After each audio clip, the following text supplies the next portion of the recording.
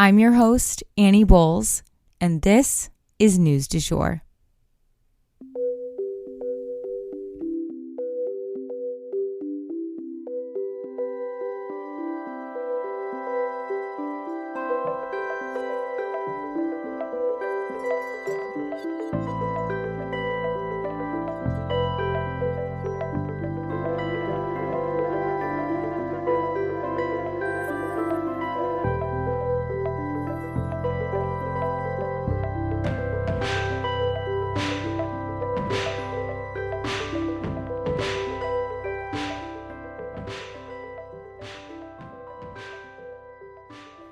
Hey everyone, and welcome back to the News du Jour, a calmer space to consume the news.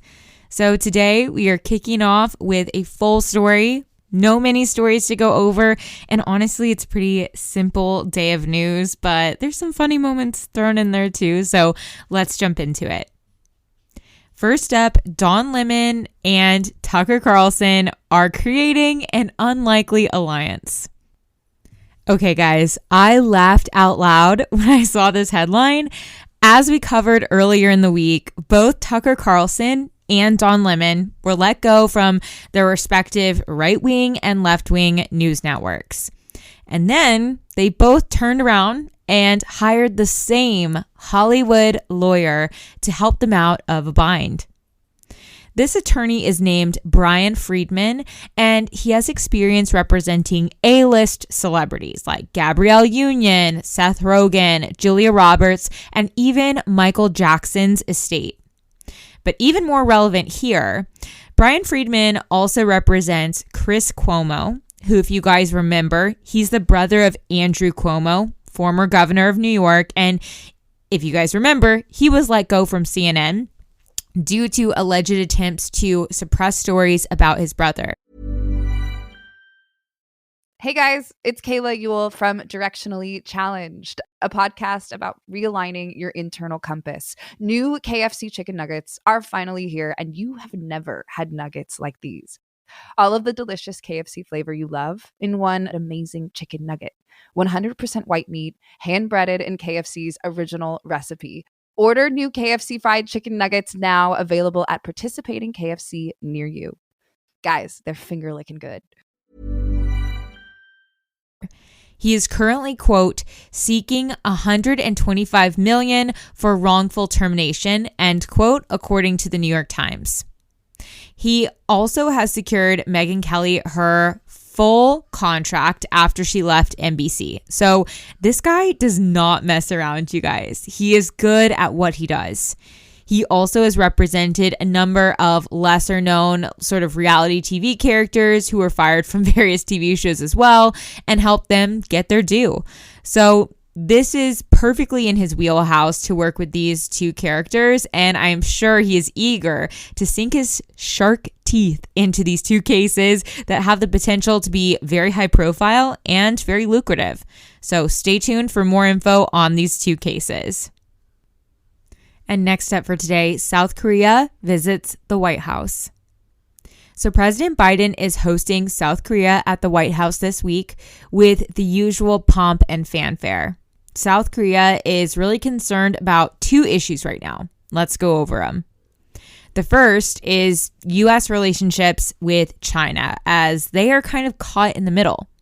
If you think about it, as things and tensions heat up between the U.S. and China, South Korea does a lot of trade with China, and they're aligned with us, which puts them in an awkward position. Secondly, they are also looking for protection from North Korea, who seems to be edging closer and closer to actually firing on their neighbors. If you guys remember, they're kind of building up their war chest of different types of, weapons, and whether those are nuclear or otherwise, and they are sort of conducting these practice tests that, at this rate are kind of making people raise their eyebrows and shrug and roll their eyes more than actually be afraid. But it's hard to tell what their actual intentions are. So, of course, South Korea is looking to the U.S. for protection. So the South Korean president is looking for U.S. support in both these two categories. basically assurance that we will continue to align ourselves and protect them from North Korean aggression, and that we will also play nice enough with China to maintain a healthy alliance with them. We are also celebrating the 70th anniversary of our alliance with South Korea.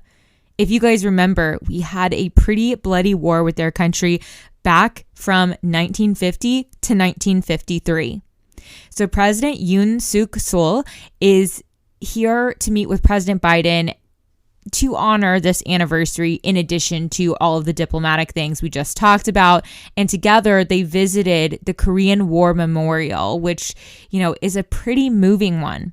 It shows a field where a group of cloaked men walk armed with shotguns and several meters apart from one another.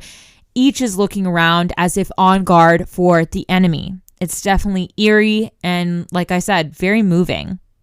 It's located right on the mall alongside the reflecting pool that spans between the Lincoln Memorial and the Washington Monument.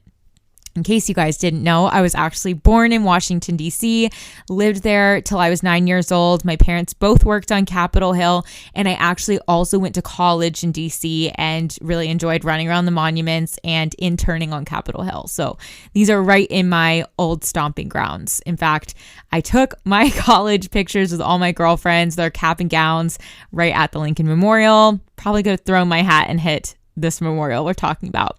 Anywho, it's expected that Biden will back up South Korea on all of their asks, and that this will be an opportunity to strengthen our alliance with them. Dinner will be crab cake, ribs, and a trio of corresponding wines. Apparently, crab cakes are supposedly the First Lady's favorite food. I saw pictures, and you guys, I was drooling. I have to say, life goals for me might be to get invited to a White House state dinner. I'm putting it out there to manifest it, especially if France was in town. That would really be the crown jewel of all White House events in my book. But honestly, any state dinner or really any White House formal event would check off my bucket list. #life goals. Hey guys, it's Kayla Ewell from Directionally Challenged, a podcast about realigning your internal compass. New KFC chicken nuggets are finally here, and you have never had nuggets like these. All of the delicious KFC flavor you love in one amazing chicken nugget.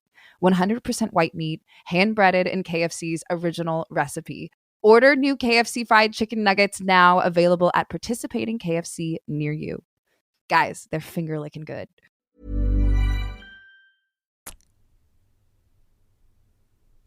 And lastly for today, Disney sues DeSantis. So in case you guys didn't know, there has been this very long feud kind of bubbling between Disney and Florida Governor Ron DeSantis. And you know what? If you keep pushing people, eventually they're going to push back. And Disney now is pushing back. They have filed a lawsuit against DeSantis, alleging that the governor is, quote, waging a relentless campaign to weaponize government power, end quote. What's crazy is that Disney is one of the state's biggest employers and adds countless jobs and amounts of money to Florida's economy. So you would think that the governor of the state would want to keep such an important company in their good graces, but that is not the case here. And it all comes back to gay rights, funny enough. In the big scheme of things, Disney isn't really the most progressive company when it comes to enforcing traditional gender roles. It's not like we've ever seen a gay, lesbian, or trans character in a Disney show, but they do represent children and parents in a way. And Disney has taken a stand against some of the legislation that Governor Ron DeSantis has put forth, namely the bill known as Don't Say Gay. Right after that, the governor tried to change a special tax delineation that Disney has. They've been afforded this special delineation since the 1960s. So this was definitely a retaliatory move by Governor DeSantis. So Disney filed a civil lawsuit against DeSantis on the exact same day that DeSantis was set to take control of the Disney parks. There's a lot more detail and nuance that I could go into here, but this is the gist of it. This is a type of feud that I personally do not like to put energy into because I feel like it's just meant to distract us from more serious and pressing issues, gun violence in our classrooms and the climate crisis. But there are things going on right now that do pose a viable and real threat to our safety here in the US and that of our children. This debate really doesn't have to do with those issues, and it's really just more about control and retaliation. That said, I do think it is important to note, I saw there was an NBC exclusive put out right as I was going to record this that said that it seems Governor Ron DeSantis will be throwing his hat in the ring as soon as mid-May, as he's been putting out feelers for a presidential run.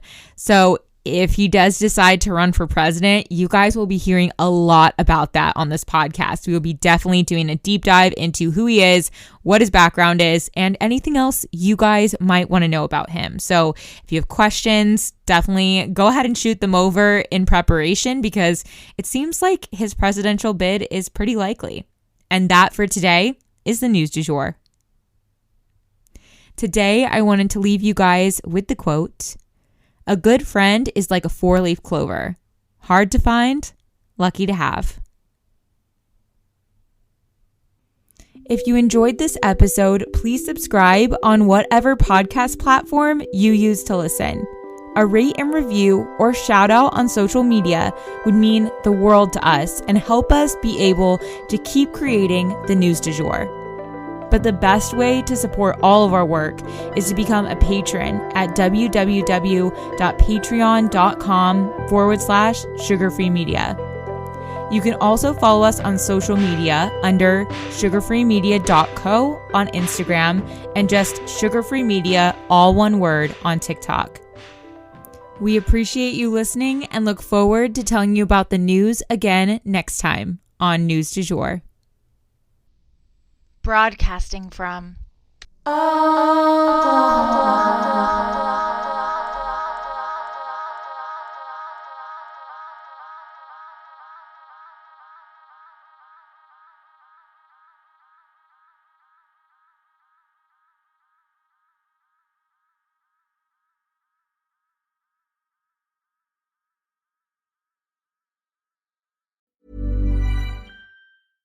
Hey guys, it's Kayla Ewell from Directionally Challenged, a podcast about realigning your internal compass. New KFC chicken nuggets are finally here, and you have never had nuggets like these. All of the delicious KFC flavor you love in one amazing chicken nugget. 100% white meat, hand-breaded in KFC's original recipe. Order new Kentucky Fried Chicken nuggets now available at participating KFC near you. Guys, they're finger-licking good.